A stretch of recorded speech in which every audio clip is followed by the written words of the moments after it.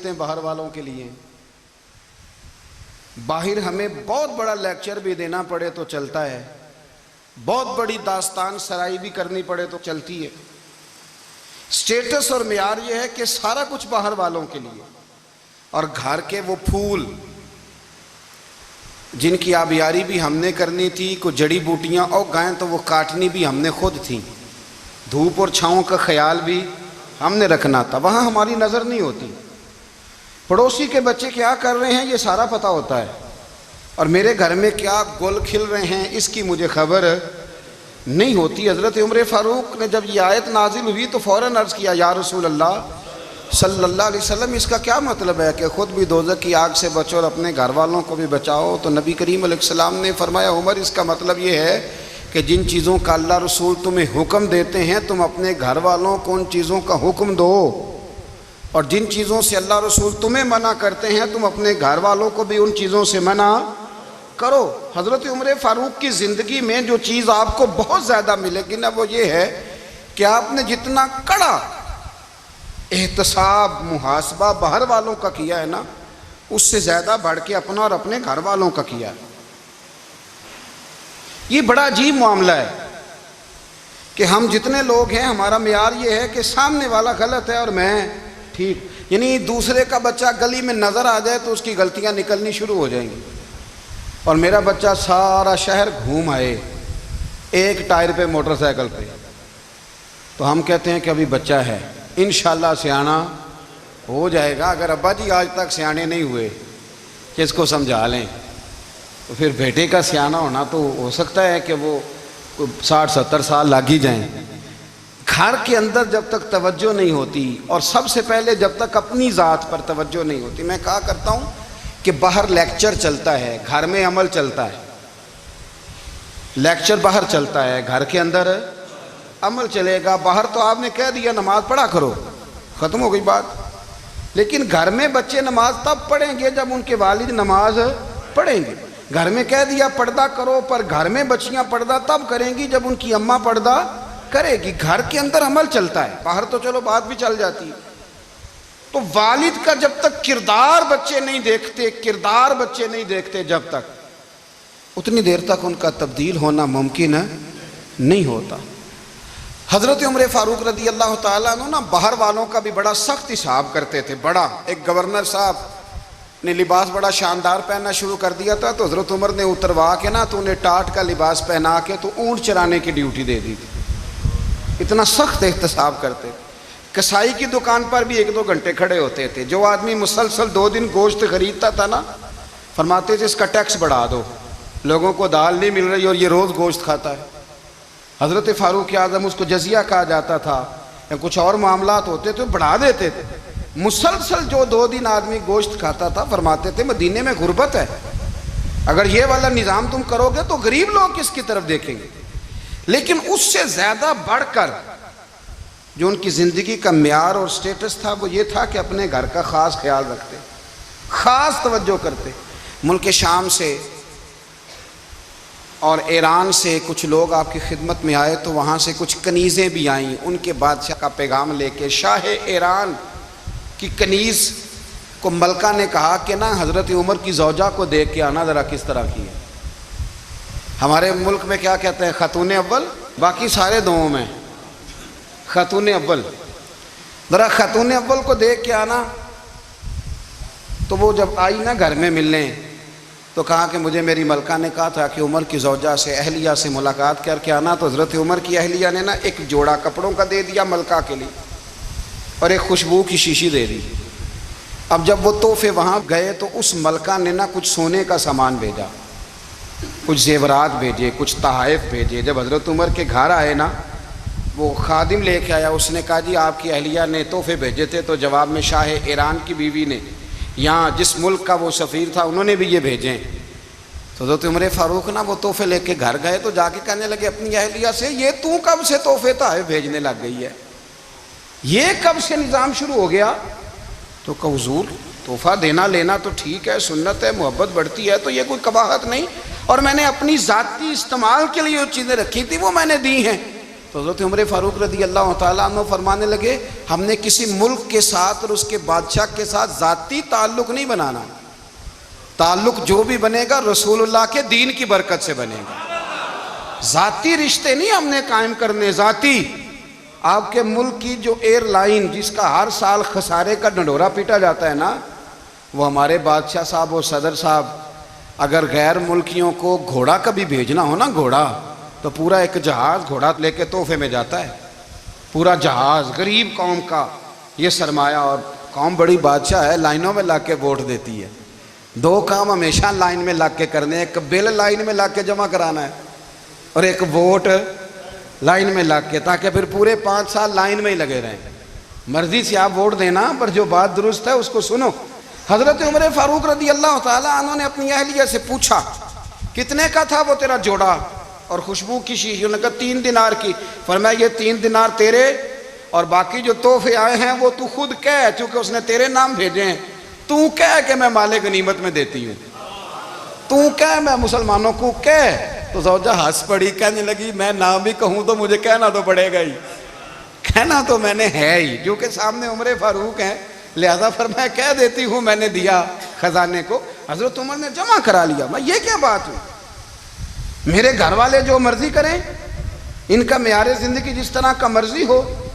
اور حضرت عمر ایک جملہ کہا کرتے تھے، اللہ کرے کہ یہ باتیں اس دور حاضر میں ہماری سمجھ میں آئیں۔ حضرت عمر فاروق رضی اللہ تعالیٰ عنہ اپنے بچوں کو فرمایا کرتے تھے کہ بہت آدمی کو بھوک لگی ہو نا، اور پھر اس کی پسند کا کھانا پکا ہو، جتنے شوق سے وہ اس کھانے کو دیکھتا ہے نا، فرمایا اس طرح پوری قوم اپنے بادشاہوں کے خاندان کو دیکھتی ہے، اس تیزی کے ساتھ دیکھتے ہیں کہ ان کے گھر میں کیا ہو رہا ہے، ان کا معیار زندگی کیا ہے، ان کا سٹیٹس کیا ہے۔ آپ کے بچے دونوں کاروبار کے لیے مصر گئے، ایک بہت بڑا قافلہ گیا مدینے سے مصر تجارت کے لیے، تو یہ گئے تجارت کے لیے، تو حضرت عبداللہ ابن عمر، حضرت عبید اللہ ابن عمر، حضرت عمر کے دونوں بیٹے گئے۔ جناب عمر فاروق کے بچے جب وہاں پہنچے تو مصر کے گورنر نے نا لوگوں کو تعارف کرایا کہ یہ عمر فاروق کے بیٹے ہیں۔ ایک چھوٹی سی بات کر دوں، یہ چودھری کے بیٹے کو کون بتاتا ہے کہ تو چودھری کا بیٹا ہے؟ باہر والے بتاتے ہیں، گھر والے۔ اور سیٹھ صاحب کے بیٹے کو کون بتاتا ہے کہ تو سیٹھ صاحب کا بیٹا ہے؟ اور مالک کو کون بتاتا ہے کہ تو مالک کا بیٹا ہے اور یہ کرایہ دار ہے؟ یہ کون بتاتا ہے؟ یہ سوچ ہم دیتے ہیں بچوں کو، چودھری اور کمی کی سوچ، امیر اور غریب کی سوچ، مالک اور کرایہ دار کی سوچ، گھر کے مالک کی اور کام کرنے والے کی سوچ، یہ ہم دیتے ہیں۔ یاد رکھنا، یہ ہم دیتے ہیں، یہ ہمارا مزاج ہے، یہ باہر سے نہیں آتی۔ تو کوئی شہزادہ ہے، تو سیٹھ ہے، تو نواب ہے، یہ سوچ باہر سے نہیں آتی، یہ اماں سوچ دیتی ہے، اماں، یہ ابا سوچ دیتا ہے۔ اور پھر جب تباہی اترتی ہے تو اس کے ذمہ دار بھی باہر والے نہیں ہوتے، گھر والے ہوتے ہیں، گھر والے۔ ہمارے بچوں کی طبیعتوں پر زیادہ نقش باہر والوں کا نہیں ہوتا، گھر والوں کا ہوتا ہے، یاد رکھیے گا۔ حضرت عمر فاروق رضی اللہ، بچے ہیں، شہزادے ہیں، وہ کاروبار کرنے گئے اور وہاں بتایا گورنر صاحب نے کہ یہ فاروق اعظم کے بچے، امیر المومنین کے۔ لوگوں نے ان سے زیادہ مال خریدا، تجارت میں زیادہ نفع ہوا، ظاہر ہے کہ وہ آپ کے جو اللہ خیر کرے حکمران ہیں، ان کے کاروبار کتنے ملکوں میں ہیں، کس بنیاد پر ہیں؟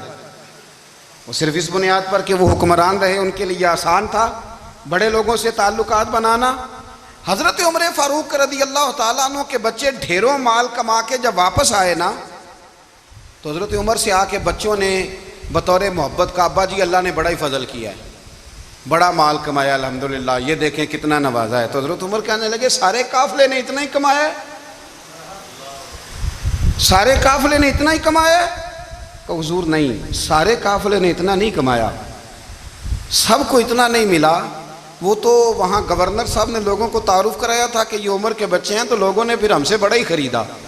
تو حضرت عمر فرمانے لگے ٹھیک ہو گیا، میں بات سمجھ گیا ہوں، اس طرح کرو جو تمہاری اصل زر تھی نا، جو راز تھی، وہ رکھ لو اور باقی سارا مال مال خزانہ میں جمع کرا دو، اس لیے کہ یہ تم نے تجارت نہیں کی، یہ تم نے اپنے باپ کا نام بیچا ہے، یہ تم نے امیر المومنین کے بیٹے ہونے کا فائدہ اٹھایا ہے۔ فرمایا یہ تمہارا نہیں حق، یہ مسلمانوں کا ہے، اس لیے کہ یہ مال تم نے محنت سے نہیں کمایا، یہ باپ کی کرسی کا فائدہ اٹھایا ہے۔ اور فرمایا اگر تم نے مال جمع نہ کرایا تو میں مال بھی لے لوں گا زبردستی اور کوڑے بھی ماروں گا، ڈبل سزا دوں گا، مرضی سے جمع کراؤ گے تو کوڑوں سے بچ جاؤ گے۔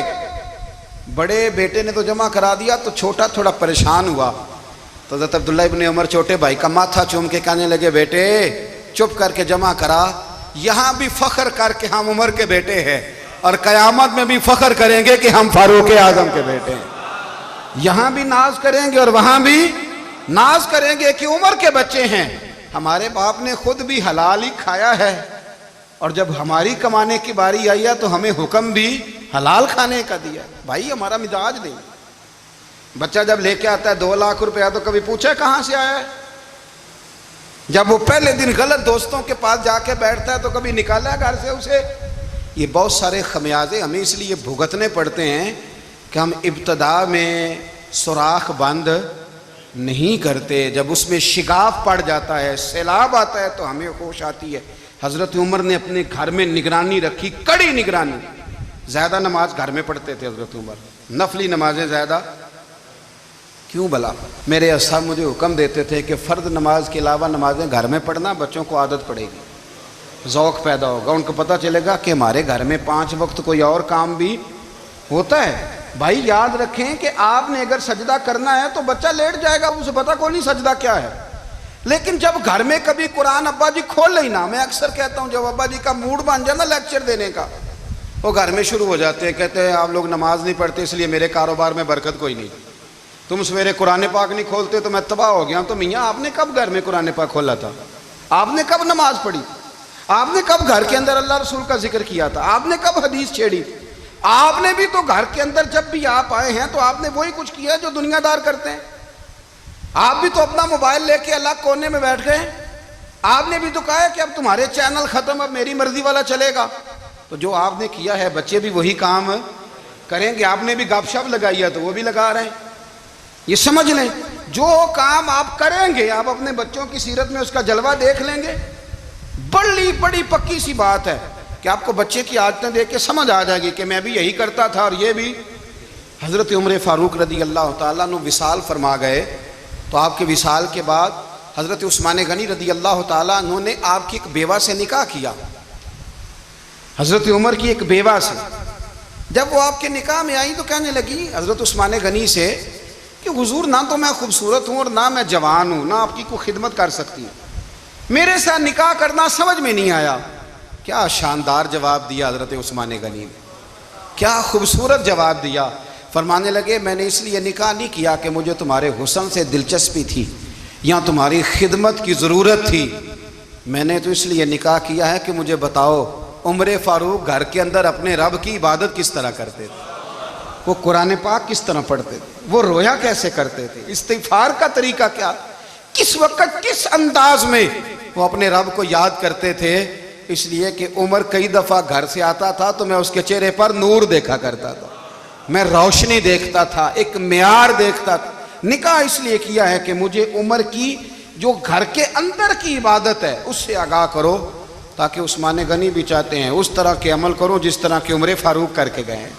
بھائی جب تک ہم اپنے گھر میں وہ توجہ نہیں دیں گے، وہ مزاج دیکھیں نا، ہمارے گھروں میں جب نقشہ پاس ہوتا ہے تو ٹی وی لان بھی اس میں ہوتا ہے، ڈرائنگ روم بھی ہوتا ہے، نماز کی جگہ بھی ہوتی ہے نقشے میں۔ صحابہ جب گھر بناتے تھے تو ایک مسجد بیت کا نقشہ پاس کرتے تھے، ذہن میں رکھتے تھے کہ یہ کونا نماز کے لیے، وہاں جوتے لے کے کوئی نہیں جائے گا، وہاں نماز پڑھی جاتی تھی، عورتیں وہاں اعتکاف کرتی تھیں۔ ٹی وی لان تو آ گیا ہے اور گھر کے اندر ٹی وی رکھنے کے لیے تو ایک کمرہ الگ سے بنا دیا گیا ہے، اور اب جو نئے نقشے پاس ہو رہے ہیں اس کے اندر گھروں کے اندر جگہ بنائی گئی ہے جہاں کمپیوٹر رکھے جائیں اور بچوں کے لیے وائرنگ ہوگی نیچے تاکہ انہیں کوئی مشکل درپیش نہ ہو۔ یہ ساری چیزیں ہم نے نہانے کے لیے گھروں کے اندر اتنے بڑے واش روم بنائے ہیں کہ لگتا یہ ہے کہ سوائے نہانے کے اور کام ہی نہیں کوئی گھر میں ہوگا، ہر چیز آ گئی۔ پر اللہ کرے کوئی تفسیر بھی ٹیبل پہ پڑی نظر آئے، کوئی حدیث کی کتاب بھی ٹیبل پہ پڑی نظر آئے۔ اللہ کرے کہ جس طرح ابا لطیفہ سن کے آتا ہے تو جب تک سنا نہ لے اسے ہضم نہیں ہوتا، اللہ کرے کہ وہ جمعے میں بیان سن کے جائے تو اس کا بھی دل کرے میں اپنے بچوں کو سناؤں، وہ نبی پاک کی کوئی حدیث کہیں سے سنے تو گھر جا کے سنائے۔ جب تک یہ معیار نہیں بنتا آپ کیسے توقع کرتے ہیں کہ گھر کے اندر اللہ کی رحمتیں نازل ہوں گی؟ آپ یہ کیسے توقع کرتے ہیں کہ گھر کے اندر وہ معیار اور وہ مزاج بنے گا؟ حضرت عمر فاروق نے ذاتی زندگی پر جو توجہ دی، گھر والوں کے معیار پر جو توجہ دی حضرت عمر فاروق رضی اللہ تعالیٰ عنہ نے، وہ بھی بڑی دیدنی ہے۔ حضرت ابو موسیٰ اشعری کو نا آپ نے وزیر خزانہ بنایا تھا، تو حضرت ابو موسیٰ اشعری کہتے ہیں کہ حضرت عمر کو شیخ خزانے میں رہنے تو دیتے نہیں تھے۔ ایک دن نا میں صفائی کر رہا تھا اس کمرے کی جس میں خزانہ رہتا تھا۔ ہمارے تو ملک میں جو جاتا ہے وہ صفائی کر کے ہی جاتا ہے، اللہ خیر کرے۔ اور خیر معیار بدلتا ہے، جو پچھلی حکومت ہوتی ہے وہ قرضہ اٹھاتی ہے، وہ باہر سے جاتی ہے تو قرضہ لے کے آتی، اور جو نہیں آتی ہے وہ کہتی ہے ہمیں پیکج مل گیا ہے، وہ قرضہ نہیں اٹھاتے۔ ان کو کیا ملتا ہے؟ یعنی پچھلی نے قرضہ لیا تھا اور ہم نے، واہ جی واہ کیا خوبصورت انداز ہے، اس کا نام بدل کے نا، انہوں نے قرضہ لیا تھا اور ہم نے، میں کہا بڑے شاندار سیانے بندے ہو گئی۔ حضرت سیدنا ابو موسیٰ اشعری کہتے ہیں کہ میں نے نا مال غنیمت کی صفائی کی تو ایک دینار مجھے نا کہیں پڑا ہوا مل گیا، تو فرماتے ہمیں اجازت ہوتی تھی کہ ایک آدھ دینار ہم اپنی مرضی سے کہیں خرچ کر سکتے تھے، اگر آپ ناراض نہ ہوں تو ہمارے ہاں جب چیئرمین صاحب، ناظم صاحب ٹھیکے دیتے ہیں تو ٹھیکیدار ان کا چھوٹا بھائی ہوتا ہے، یا چچا کا بیٹا ہوتا ہے، یا خالہ کا بیٹا ہوتا ہے، وہ خود ناظم ہوتے ہیں اور ان کا چھوٹا بھائی ٹھیکیدار ہوتا ہے۔ یعنی وہ نا سارا کچھ گھر کے اندر ہی رہتا ہے، گھر کے اندر ایک پیسہ دیتا ہے، دوسرا واپس اس کو واپس کر دیتا ہے، گھر کے اندر ہی۔ اب تو خیر ہمارے لوگ سمجھدار ہو گئے، ایک بندہ ایک سیاسی جماعت میں ہوتا ہے، دوسرا دوسری میں، اور تیسرا جس کی بھی حکومت آئی، حکومت تو ہماری رہے گی نا، ایک بندہ تو ہے نا اس جماعت میں۔ یہ اچھا لوگوں نے ایک طریقہ نکالا ہے۔ تو حضرت عمر کے بیٹا گزر رہا تھا، تو حضرت ابو موسیٰ اشعری کہتے ہیں میں نے صفائی کی تو ایک دینار نکلا، تو میں نے وہ ایک دینار نا حضرت عمر کے بیٹے کو دے دیا۔ میں نے کہا لو بیٹا اپنے چچا کی طرف سے تحفہ۔ تو گھر جا کے انہوں نے حضرت عمر کو بتایا کہ چچا نے پیسے دیے ہیں، چھوٹے بچے تھے۔ حضرت عمر نے حضرت ابو موسیٰ اشعری کو بلا لیا اور بلا کے فرمانے لگے میں تو تمہیں اپنا دوست جانتا تھا اور تو نے میری اولاد کو ہی دنیا دار بنانا شروع کر دیا، میرے بچوں کو ہی تم نے دنیا دار پیسوں پہ لگانا شروع کر دیا، میں تو تمہیں یار سمجھتا تھا۔ فرمایا تمہیں چاہیے تھا میرے بیٹے کو نصیحت کرتے کہ بیٹا پیسوں سے رب راضی نہیں ہوتا، اس کی رضا والے کام کیے جائیں تو رب راضی ہوتا ہے۔ اور فرمایا تمہیں کوئی اور گھر نہیں ملا تھا تباہ کرنے کے لیے، میرا ہی گھر ملا تھا، اٹھاؤ اپنا دینار اور خبردار آج کے بعد میرے بچوں کے ساتھ یہ والی نیکی نہ کرنا۔ اور ہمارا کیا سٹیٹس ہے؟ دوستی ہے ہی اس سے جو تحفے زیادہ دے، جو بچوں کو خراب کرنے میں مدد زیادہ کرے، اس کے ساتھ یہ رہنا۔ حضرت عمر نے گھر پہ اور سب سے بڑھ کر اپنی ذات پہ توجہ کی۔ حضرت ابو مالک رضی اللہ تعالیٰ عنہ کہتے ہیں میں عمر کے پیچھے پیچھے ایک باغ میں گیا، اکثر اس باغ میں جایا کرتے تھے، اور عمر جا کے نا تو درخت کے نیچے بیٹھ گئے اور فرمانے لگے او امیر المومنین اللہ سے ڈر جا، ورنہ جس رب نے حکومت دی ہے وہ عذاب بھی بڑا دے گا، ڈر جا رب سے۔ کبھی ساری زندگی حضرت عمر نے اپنا کوئی تعارف نہیں کرایا، کبھی نہیں۔ ایک بندے نے آپ کے سامنے تعریف کر دی آپ کی تو فرمانے لگے تو خود بھی ہلاک ہوا اور مجھے بھی ہلاک کر دیا، کیا ضرورت پڑی ہے میری تعریفیں کرنے کی؟ اتنی دیر میری تعریف میں لگائی، اللہ کا ذکر کرتا رب تجھے ثواب دیتا، حضور پہ درود پڑھتا تو رب تیرے اوپر رحمتیں نازل کرتا، کس چکر میں ہے؟ آج جتنا اچھی کوئی خوشامد کرے اتنی اچھی وزارت ملتی ہے، جتنی اچھی اس کو جو ہے وہ چاپلوسی کرنی آیا درجہ بھی اسے اتنا ہی اچھا ملتا ہے۔ حضرت عمر فاروق رضی اللہ تعالیٰ عنہ آپ کے بیٹے کہتے ہیں، صاحب فتوح الشام نے لکھا ہے، آپ کے صاحبزادے کہتے ہیں میں نکلا تو میرے ابا جی نا اپنی پشت پر مشکیزہ رکھ کے کنویں سے پانی بھر کے آ رہے تھے، میں دوڑ کے آگے گیا، میں نے کہا ابا جی مجھے دے دے۔ فرمانے لگے بیٹا تیرا کیا خیال ہے، کوئی اور نہیں تھا مشکیزہ بھر کے لانے کے لیے، تیرا کیا خیال ہے؟ کہا ابا جی بڑے لوگ تھے پر آپ کیوں اٹھا رہے ہیں؟ فرمانے لگے نفس نا ذرا میرا بڑا ہو گیا تھا، اسے ذرا ذلیل کر رہا ہوں، ذرا اپنا محاسبہ کر رہا ہوں، یہ مجھے کہہ رہا تھا تو بڑی چیز ہے، تو میں نا ابھی مشکیزہ گھر رکھ کے آؤں گا، پھر تیری ماں نے مجھے کہا ہے کہ گھر میں لکڑیاں کوئی نہیں جلانے کے لیے، پھر میں جنگل سے لکڑیاں کاٹ کے لاؤں گا، امیر المومنین بن کے نا تو میرا نفس تھوڑا بڑا ہو گیا۔ اب یقین کریں ہمارا ہاضمہ خراب ہو جاتا ہے جب تک ہمارا تعارف صحیح نہ ہو، ہمارا تعارف ٹھیک نہ ہو، میں یہ ہوتا ہوں میں وہ ہوتا ہوں، چھوڑ مٹی دیں تے مٹی رہنا ہی، مٹی دیں تے مٹی دیں تے مٹی رہنا ہی، ਐਵੇਂ ਕਾਦੀ ਬੱਲੇ ਬੱਲੇ ਅੱਜ ਮਿੱਟੀ ਦੇ ਉੱਤੇ ਬੰਦਿਆ ਤੇ ਕੱਲ ਮਿੱਟੀ ਦੇ ਥੱਲੇ मिट्टी दें ते मिट्टी रहना कादी बल्ले मुझे पूछ लो मुझे जान लो मेरा नाम ले लो मैं भी आया हूँ मैं भी होता हूँ मेरा भी ये तज़किरा है। जिसको अपना तारुफ कराना पड़ गया उससे भी ज़्यादा कमज़ोर कोई है। फोटो में दिखाता फिरता है फलाने के साथ फोटो फलाने तो कमज़ोर बंदे ये काम कर। हज़रत उमर फारूक अल्लाह अकबर हज़रत उमर जैसा बंदा 24 लाख मुरब्बा मील का हुक्मरान और शाह रूम को खत लिख के कहता है मैं मिन्नत नहीं करता मैं हुक्म देता हूं। ना तगड़ा बंदा जंगे कादसिया के लिए हजरत साद बिन नबी वकास को भेजा फतुह शाम पढ़ के देखें। हजरत उमर बड़े परेशान हैं इतने दिन हो गए कोई रिपोर्ट ही नहीं आई। अब तो मोबाइल है ना तो एक एक मिनट की रिपोर्ट लें आप बल्कि आप एक एक मिनट की फ़ोटो लें आप रिपोर्ट तो दूर रह गई। हज़रत उमर फारूक रज़ी अल्लाह ताला अन्हु बड़े परेशान है कि कादसिया में हज़रत साद बिन नबी वकास के साथ लोग जिहाद करने गए रिपोर्ट कोई नहीं आ रही। इतने परेशान थे कि बाहर निकल के ना उस रास्ते पे बैठ जाते जो रास्ता कादसिया की तरफ से आता था। जो भी आता जाता पूछते जंग के क्या हालात हैं। उधर जब अल्लाह ने फतह दे दी ना तो हज़रत साद बिन नबी वकास रज़ी अल्लाह ताला अन्हु ने ना एक कासिद को ख़त दे के भेजा। कहने लगे उमर के पास जाओ उन्हें इत्तला दो कि अल्हम्दुलिल्लाह अल्लाह ने इस्लाम को फतह अता कर दी। ये हज़रत उमर को जाके देना वो बड़े परेशान होंगे। वो जो उस ज़माने में इस तरह होता था कि कई दूर दूर से सहाबा जो दूसरे शहरों के मुल्कों के रहने वाले होते थे वो भी आके शामिल हो जाते थे जिहाद में। कोई एक दफ़ा मदीने आया कोई 2 दफ़ा आया फिर अपने अपने इलाकों में। बहुत सारे लोगों ने ज़्यादा दफ़ा हज़रत उमर को देखा भी नहीं था। वो जो कासद ख़त लेके आया था ना उसने एक आध दफ़ा देखा था हज़रत उमर बूढ़े हो गए वो पहचानता नहीं था। उधर से वो ख़त लेके आ गया। हज़रत उमर मदीने से बाहर निकल के उस रोड पे बैठे थे जो कादसिया से आता था। जब वो उस आदमी को आते देखा तो हज़रत उमर उठ के खड़े हो गए फरमाने लगे कादसिया से आ रहे हो। वो क्या कहता है फटे पुराने कपड़े टूटे हुए जूते सर पे पुरानी पगड़ी। कहने लगे गुलाम मदीने के रहने वाले हो। हज़रत उमर कहने लगे हाँ मदीने का हूँ। कहा मैं कादसिया से आया हूँ अल्हम्दुलिल्लाह अल्लाह ने इस्लाम को फतह दे दी है अल्हम्दुलिल्लाह कुफर की कमर टूट गई है। उसने ये बात करके तो घोड़े को एड़ी लगाई घोड़ा दौड़ने लगा मदीने के। हज़रत उमर भी साथ साथ दौड़ रहे फरमाने लगे अच्छा बताओ खालिद बिन वलीद का क्या हाल है।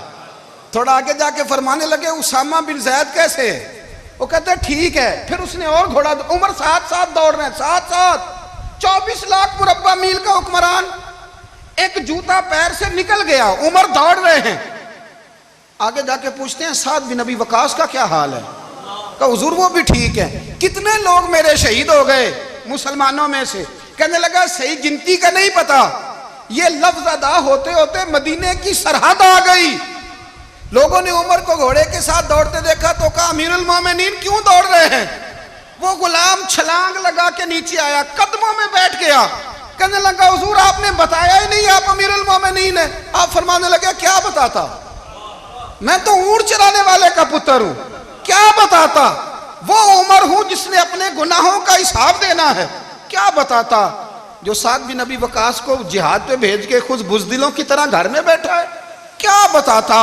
कोई हैसियत नहीं कोई तार। तूने अच्छा किया तू तो मुजाहिद था मुझे साथ साथ दौड़ाया तूने अच्छा किया। जितने लोग थे चीखे मार के रोने लगे। हज़रत फारूक आज़म से कहने लगे उमर जब तक तेरे जलवे रहेंगे अल्लाह कामयाबियां ही अता फरमाएगा। जब तक तेरा रंग रहेगा अल्लाह ताला नवाजता ही रहेगा। कुछ नहीं कभी अपना आप जाहिर ही नहीं किया। बहुत बड़े थे हज़रत उमर बड़े थे। हज़रत अबू राफ़े गुलाम थे कुरान पाक बड़ा सोना पढ़ते थे। हज़रत उमर जब भी उन्हें मिलते कहते अबू राफ़े तो उमर से अच्छा है कुरान बड़ा शानदार पढ़ता है। तो वो कहते हुजूर अगर मैं कुरान सही पढ़ता हूँ तो आपको कुरान की तशरीह ज़्यादा सही आती है आप भी तो मुझसे अफजल हैं। तो आप फरमाते नहीं फिर भी तो मुझसे अफजल है। क्यों। इसलिए कि तू अपने आका की नौकरी भी ठीक करता है और रब की इबादत भी ठीक करता है और मुझे खाली सिर्फ इबादत करनी होती है वो भी ठीक नहीं कर पाता। सारी ज़िंदगी अपना मुहासबा सारी ज़िंदगी अपने गिरेबान में देखा सारी ज़िंदगी अपने आप को परखा अपने आप को टटोला। 62 साल उम्र बीत गई। हज़रत हुज़ाफ़ा बिन यमान एक सहाबी थे मेरे नबी करीम अलैहिस्सलाम ना उनसे राज की बातें करते थे। हर बंदे का आज़मा ठीक नहीं होता सबसे राज की बात नहीं करनी चाहिए। حضرت حذیفہ بن یمان کہتے ہیں حضور راز کی باتیں بتاتے ہیں. مدینہ منورہ میں جو منافقین تھے ان کی لسٹ بھی نبی پاک نے حضرت حذیفہ بن یمان کو دی تھی. جب کوئی مشکوک آدمی مر جاتا نا تو صحابہ کہتے ہیں ہم دیکھتے اگر حضرت حذیفہ نے جنازہ پڑھا ہے تو ہم بھی جنازہ پڑھ لیتے. نبی پاک نے بھی کچھ جنازے نہیں پڑھے. ترمذی میں ہے فرمایا عثمان سے جو بغض رکھے اس کا جنازہ نہیں پڑھیں گے. حضرت حذیفہ بن یمان اگر جنازہ پڑھتے تو لوگ پڑھتے, وہ نہ پڑھتے تو لوگ جنازہ نہ پڑھتے.